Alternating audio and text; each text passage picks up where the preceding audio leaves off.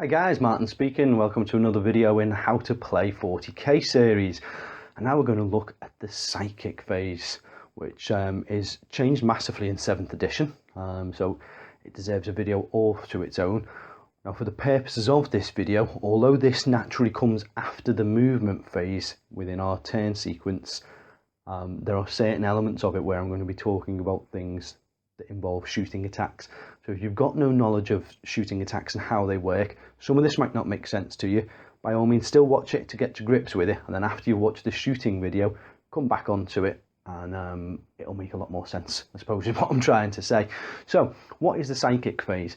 Psychers in the 41st millennium are beings, let's call them beings, that can channel the warp energy. Now in the what is Warhammer 40,000, we talked about the warp and things like that. That's where chaos lives, inside the warp. It's how you can travel at really lightning fast speeds across the galaxy and etc, etc.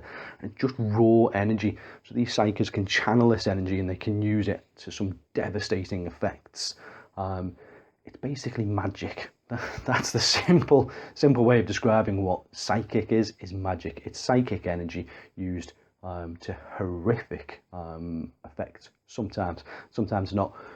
As with any time that you're going to try and dabble with the warp, there are potential consequences, and it's not always a guaranteed thing to happen. Right, so do you have to have a psyker in your army? No, is the simple answer to that. There is absolutely no requirement when you're writing your army to put a psyker in there. Is it a good idea to have one? I say yes. I'm a fan of psychics. I'm definitely a fan of Psychic phase in 7th edition, but not everybody is. So play around with it, have a look at it. Maybe for your first few games, don't include one. Just get to grips with the games, then add this phase in and play along with it if you want to. So how do we determine who can do what with psychic powers? In your unit type, or your description of each of your characters, if you like, it will say Psyker level X, 1, 2, 3, possibly 4. There are only a couple are that high. And that's your mastery level of your Psyker. What the mastery level means is their ability to cast psychic spells. So if you've got a standard librarian, Space Marine librarian is a Psyker level 1. You can then upgrade him to be a Psyker level 2. You can do it with Chaos Demons. Some special characters come automatically with a set amount. You look at a Tyrannid Swarm Lord, for example, automatically comes with 3 mastery levels combined in the points. But then at the same time, it's a high point model. So that determines how powerful your Psyker is. It will also, in your individual codex, tell you which powers your Psyker can draw from. Now, I've just mentioned the Tyrannid Swarm Lord there. Tyrannids, for example, can only draw from Tyrannid psychic powers, whereas Space Marines can draw from pretty much any of the standard psychic powers, depending again on certain rule sets. Not all of them can take divination, that's an example, whereas Grey Knights can all take divination. You've then got certain psychic powers in there. Well, let's list them. So we've got biomancy, we've got telekinesis or telekinesis, I'm not too sure how you pronounce that one. We've got pyromancy, we've got divination, and we've got telepathy. They're the 5 standard psychic powers. You've also now got the new demonology, which are sanctic powers and malefic powers. So there are 7 different disciplines that you can take your choices from, depending on what your codex allows you to do. Right, so now we know what the psychers are and what they're going to do.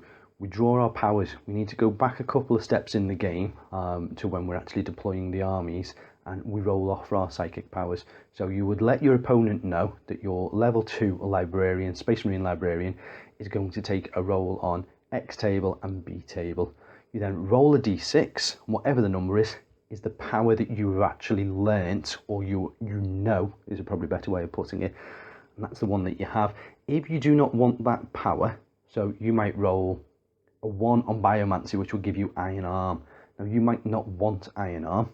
If you don't want it, you can disregard it and you can always swap it out for the Primaris power, which is the standard spell for each of the disciplines. So in the case of there, you would swap Iron Arm out and you would know the Smite psychic power. It is also worth mentioning, a big thing that changed with the 7th edition is you now have what's called psychic focus, which means if you take all your powers from the same discipline, then you automatically know the Primaris power as well. So now let's go back to the example that I've just used there with the Biomancy. You've got a Mastery level 2, you roll 2 dice, you get a 1, which is Iron Arm, and then you might get, say, a 4, which is Warp Speed. There is absolutely no need to swap either of them out, even if you don't want one, because you also know the Smite psychic power, because they come all into the same unit. If you have a Force weapon, you automatically have the Force psychic power as well. Now, if you've got the cards, which we mentioned in the What You'll Need video, this makes life so much easier because you don't have to write down what each guy's got. You just know because you put the cards next to them. So, how are we going to use our psychic powers? When we get to the end of the movement phase, we move into what's called the psychic phase, which is a complete new thing for 7th edition. And now what we do is, whichever the player's turn it is, rolls 1d6, and that's how many warp charge points are generated as standard for that turn. So for the argument of this, we're going to say it's my turn, I've rolled a 4. In my army, I have a level 2 Space Marine Librarian, so therefore I have also gained an extra 2 warp charge points. For every level psyker you have that is on the table, you take an extra dice. So if you've got a second psyker but he's in reserve and he's not on the table yet, you don't get the extra dice for that, guys. It's only who's on the table. So I would have my 4 dice for my warp charge pool from the roll for the psychic turn, plus an extra 2 dice for my level 2 psyker that is on the table. Now my opponent also gets 4 dice, and for every psyker they've got on the table, they also get a dice per mastery level. So for the sake of this, I'm going to pretend for this video that my opponent hasn't got any psykers on the table. So he just takes 4 dice, and I've got 6 dice. I've got the powers which we talked about before, which were Iron Arm, Warp Speed, and Smite. Now they're all Warp Charge 1 powers. What Warp Charge 1 means is I need 1 Warp Charge to take that power, to make that power come into effect, to manifest the power. Each dice, as you've probably guessed already by now, classes as a Warp Charge. So I've got 6 Warp Charge tokens, so I've got 6 chances of rolling for those powers.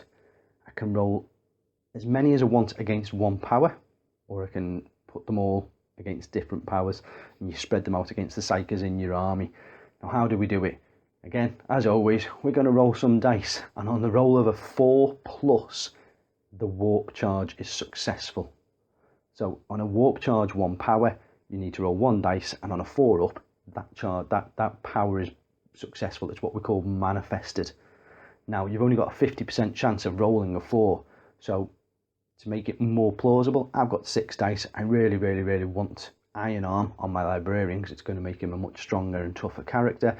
So I'm actually going to say, of my 6 dice, I'm going to throw 4 of those dice to try and get that power off. I'll roll 4 dice, and again, for purposes of this, let's say I get a 4, a 5, a 2, and a 1. So only twice has that power manifested. I only needed 1 of them, but I've got 2. That's all right. My opponent now has the chance to do what's called Deny the Witch. So he can stop me at any point in the psychic phase. Using his Warp Charge tokens, he can nullify my psychic attempts. So he would roll a dice, and he would need a 6 to deny the witch. He's got 4 dice, we said, so yeah, so he's got 4 dice there, and he needs to nullify both Warp Charge points. So he's going to try and roll them all, rolls all 4, gets 1 6, and then the other numbers might be a 1, 3, and a 4, I don't know. He only gets 1 6, so he denies 1 of my Warp Charge tokens, but I've still got enough to cast the power.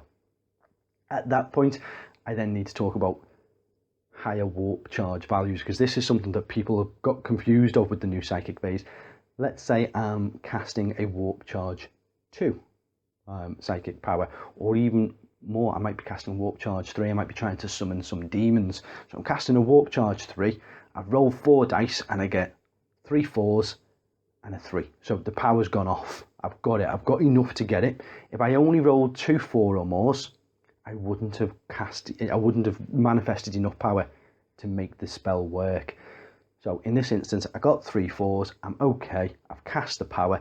My opponent rolls all 4 of his dice and gets 2 6s. He hasn't cancelled the power. He's got to cancel all the warp charges. He doesn't just have to cancel enough so that I haven't got enough to cast. I've already manifested it. He's got to completely nullify it. And that's an important thing to remember there, guys. I hope I've explained that clearly enough. It's not enough just to take me below the required threshold to cast the spell. You've got to nullify everything once I've successfully manifested.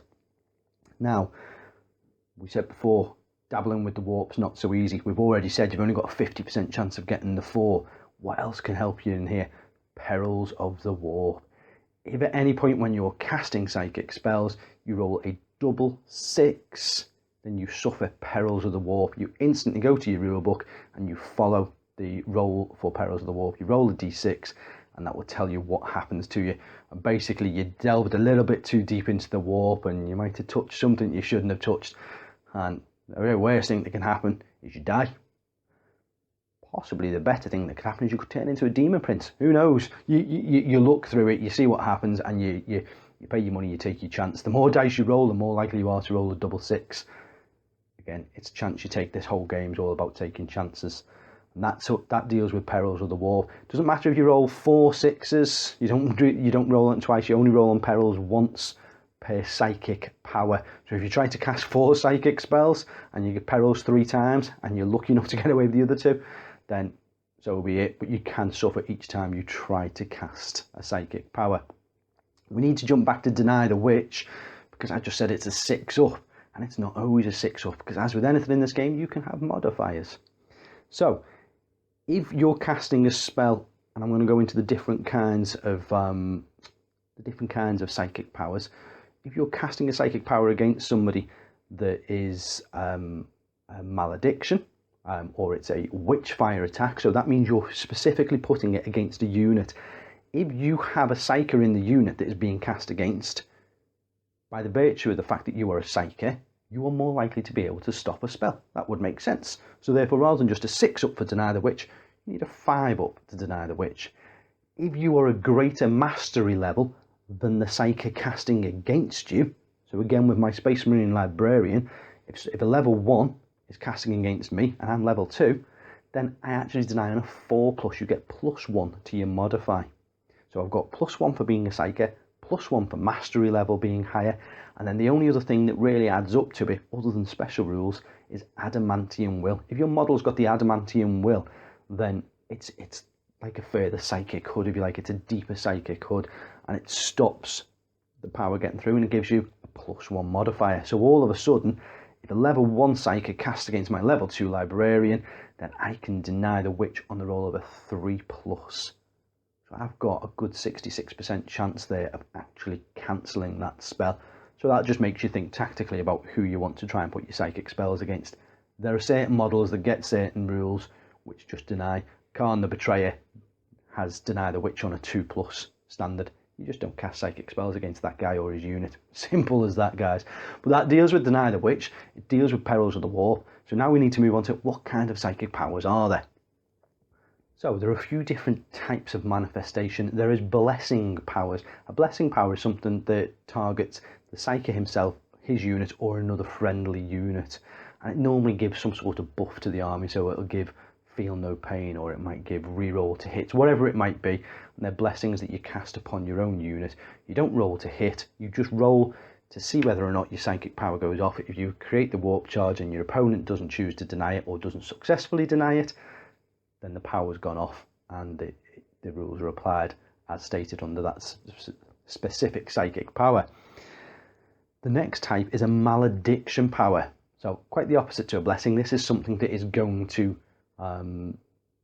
hinder the opponent. So malediction is something you cast against an enemy model, an enemy psyker, an enemy unit, an enemy vehicle, whatever it might be that you're casting against, depending on the power. You're using a malediction, and that would generally put a negative effect. So it might be -1 weapon skill, it might be -2 toughness, -D3, whatever it might be. Again, the psychic powers list the actual rule for each one, but still stands for normal. Deny the Witch, you don't need to roll to hit or anything like that. cast your spell with your warp charge points. If you get the spell off and your opponent doesn't deny it, the power is in effect and does what it needs to do. And it will always say on the card through till the end of until your next psychic phase. So it lasts through the rest of your turn, the whole of your opponent's turn, and then until you roll to start the new psychic phase, unless specifically stated otherwise. You also have Conjuration. Again, my pronunciation might not be right with that, but I pronounce it Conjuration. That's summoning demons, basically, or summoning something. It's making something appear. So typically we're going to refer to it with demons. It's a risky business, but if you do it, then you can conjure up whatever it might be, a unit, could be a vortex, could be whatever, I don't know. But if you conjure anything, if you're going to bring anything onto the table, that model or group of models must arrive via the deep strike rules that we talked about in the movement phase. So they will still scatter as normal, unless something's there to prevent them scattering, and they would still mishap as normal.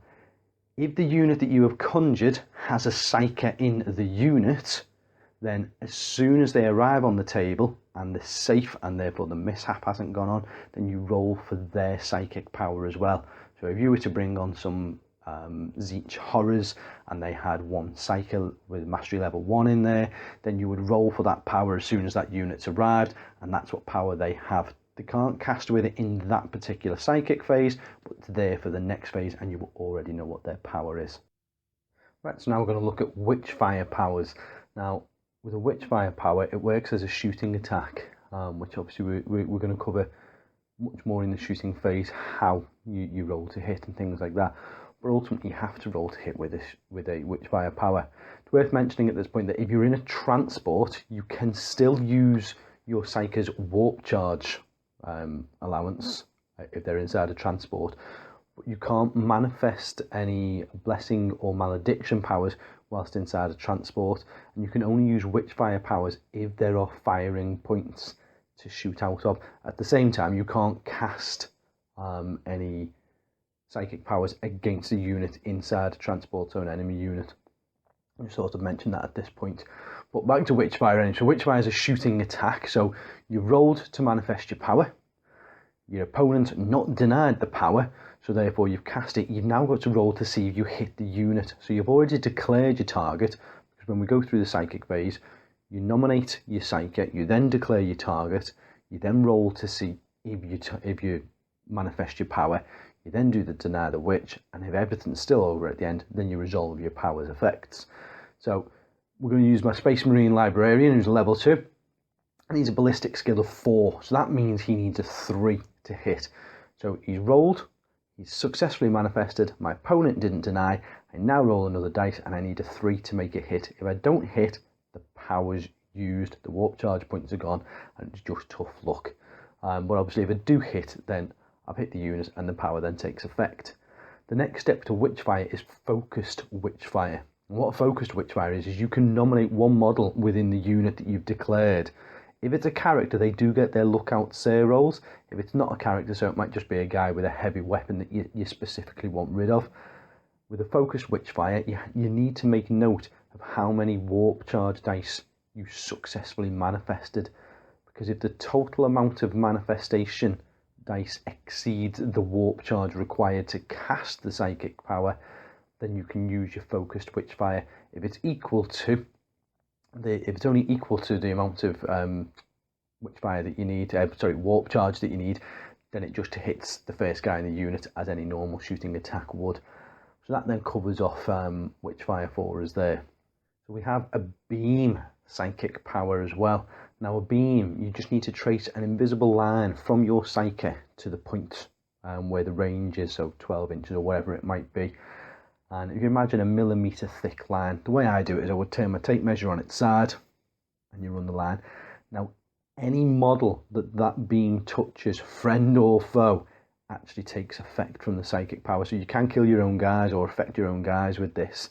So think about where you're doing it from a point of view of being in a unit or behind your unit, anything like that.